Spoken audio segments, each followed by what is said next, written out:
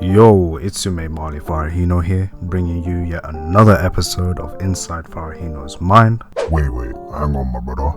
It's too soon to have the next episode out. It's always been every 2 years that you release an episode. Why are you going against the game plan, man? Because things are about to change. More of that later though. Wagwan people, welcome to another episode of Inside Farahino's Mind, where I talk about either some serious shit or the most pointless. This episode in particular though might lean towards the serious side, so if you get bored at the sound of my voice or just not interested in the stuff that I'm be talking about today, that's okay. There are other videos on my channel to choose from. Don't forget to subscribe if you enjoy these videos or the other ones uploaded on my channel. Don't forget to turn on post notifications, which is the bell icon next to the subscribe button, so you don't miss out on an upload. Follow my socials down in the description below: my Twitter, my Instagram, my TikTok, and I also do stream sometimes on Twitch as well, so give that a follow. Without further ado, let's get into it. First off, can we talk about how dumb Twitch is? Are we just gonna complain about Twitch this whole episode, yeah? Hold on, let me explain. Twitch is a great platform to stream on, and you can have all these extensions on like Better TV and Francophase Z and even 7TV, just to use emotes outside of the Twitch default emotes. Like, customization is amazing, but when it comes to enforcing their own rules, they tend to be, for lack of a better word, special. Now what I mean by that is, the rules are meant to be indiscriminate and enforce punishment to everyone that violates those rules, right? Yet, over the past few years, it's been anything but that, if I'm being honest, where certain streamers get suspended indefinitely for a literal harmless profile pic. I'm not even kidding, that actually does exist. And others will straight up show Victoria's Secret genitalia. Guess how long they're banned for? 3 days. 3 days, you know. Just recently, a Twitch streamer was caught in a clip getting their cheeks clapped live. Guess how long they were banned for? 7 days. Look at the Twitch CEO's face and tell me you don't see a Pipega emo on it. Because I certainly do, man. Fucking hell. I won't go into too much detail, but it just goes to show you that the harsh punishments given to streamers are either given for the stupidest reasons. People who do violate the terms of service but then show remorse afterwards are given lifetime bans and are still banned to this day. Hashtag free Gideon. Or the people who violate the terms of service to an extreme degree, particularly of a sexual nature, and barely show any remorse, are only getting a slap to the wrist. And the streamers that fit the latter category, they tend to be of the opposite sex. Like, I'm not calling sexism yet, but something definitely ain't right over there at Twitch. I'm not gonna lie to you. Don't get me wrong, YouTube ain't any better. The whole site is run by AI and algorithms, and the AI dish out community guideline strikes as they see fit if they deem a video is in fact violating the community guidelines. But in Twitch's case, these bans, these suspensions, they're given out by real people, bro. Like, these are people who end up reviewing these VODs or clips or highlights and just think, oh yeah, nah, there's definitely something wrong there, yeah, we gotta ban that guy. So YouTube's problem is a lack of human intervention, especially for those who try to appeal false community guideline strikes, and Twitch's problem is a lack of indiscriminate punishment. You know what else is Twitch's problem? The amount of fucking weirdos on this website that need to learn about this little thing called the outside world. Hello there, this is me after recording this entire episode and in the process of editing it as well. I would just like to mention that Twitch also does not communicate what the cause of an indefinite suspension comes from most of the time. Like, yes, they will state the reason for the suspension, but not provide the source of the offense, if that makes sense. Like, how are people meant to know what clip or VOD was the source of it all if Twitch doesn't tell them? How are streamers meant to reflect on their actions when Twitch doesn't even tell them where they went wrong? I guess Twitch's problem is also a lack of communication alongside YouTube. It's weird. I've also heard through the messy grapevine that is Twitter that hate raids are back, and also people are mass reporting channels maliciously, which is not cool, alright? I've had 2 streamer friends say they're suspended potentially because of this as well, but they're unsure of the exact reason why. because once again, Twitch won't tell them what the source of it all is. Alright, if you contributed to this, I hope you trip on a banana and land headfirst on the floor, bro. Because that shit ain't right at all. It's fucked. Actually fucked. Anyways, just had to get this on my chest. Back to the rest of the video. Ever noticed that the phrase freedom of speech is used very fucking lightly these days? Like, people will say the most outrageous shit, and when they get called out for it, will receive punishment because of said speech, like a ban on their social media account.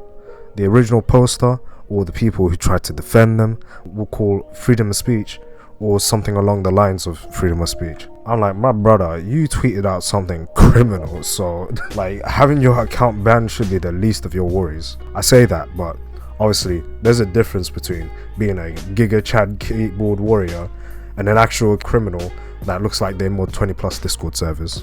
Like, I'm actually fully violating. I hope you get my point. Take Andrew Tate for instance, the most recent case of this. Like, the reason why people became fans of him was because I'm not gonna lie, when he started blowing up, he was speaking facts about hard work, getting you somewhere in life, which is true. Nothing ever comes easy, and if it does, it's probably not worth it. But you know what people like him and others like Katie Hopkins or Piers Morgan and even content creators like Hasanabi have in common? They are always in some form of controversy. Like, you keep hearing their names again and again because they always say the wildest shit that they know most people won't agree with and trigger the shit out of them, and it fucking works. It's great for them. But in the case of Andrew Tate, like, the L takes that he used to speak out on were always misogynistic, picking a male pilot over a female pilot, saying women can't fight, or that they are wasting their lives trying to go for careers just because they don't want to have children or aren't thinking about having children. All his words, by the way. There are clips of these that exist. Alright, I'm not just making this shit up. Yeah, when he got banned off of all social media platforms, people had mixed feedback. And obviously, going back to, this is why freedom of speech died, or why it doesn't exist anymore, or why can't he speak out on topics he likes to discuss freely? Well, if you can make a take that doesn't involve you being discriminatory to any specific group of people, then go ham. Honestly, go for it. Andrew Tate not only being misogynistic, he looks like he believes in the shit that he's spitting out, bro. Like, looking at the way that he fucking passionately speaks about choking a woman, like, violently, not even in a fucking sexual manner, like, violently. Jesus Christ, I'm just super saying, throwing out the we need freedom of speech to defend discriminatory opinions is just not it, fam. Stop it. Get some help. His only claim, probably the only other claim that I do kind of agree with, is that people are soft these days, But that's a point for another day, honestly. Like, everything else that you just said is just a fucking L take, bro. Like, it's 2022, it's not 1914, bro. Like, jeez. This is a question for all of my content creator friends out there. How the fuck do you grow as a content creator? Like, I mean, you hear all these stories about people stream 8+ hours a day, 7 days a week, or upload vids daily just to get recognized, or the fact that you have to actively use all forms of social media just to try and reach a wider audience and therefore grow as a result. Those are great tips and all, and I don't know about you guys, but I just don't have the fucking time for it. Not gonna lie. Like, I will upload a TikTok here and there and stream 2 to 3 times a week, but I cannot commit to the crazy shift these guys have put in to get big, Like, and also, I get very lazy, which is definitely holding me back, by the way.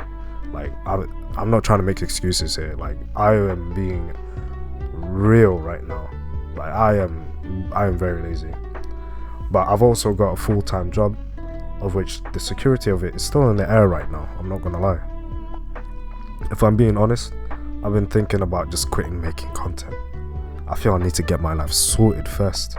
Haha, good riddance. Not gonna miss you anyways. Barely uploaded at all this year. Who do you think you are trying to step into this massive digital world that is content? America. But then I got to thinking, you know what? I think I gotta change my approach and my way of thinking.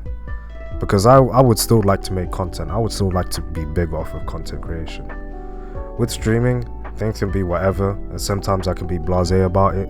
But with YouTube vids, I actually gotta think about what kind of content I wanna make. And sometimes they can bang, I'm not gonna lie. So here's my approach from now on.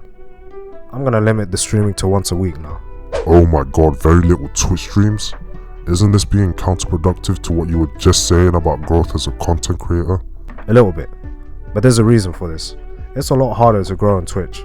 So even if I were to stream daily for 12 plus hours and only stream on Twitch, I'd get very little in return.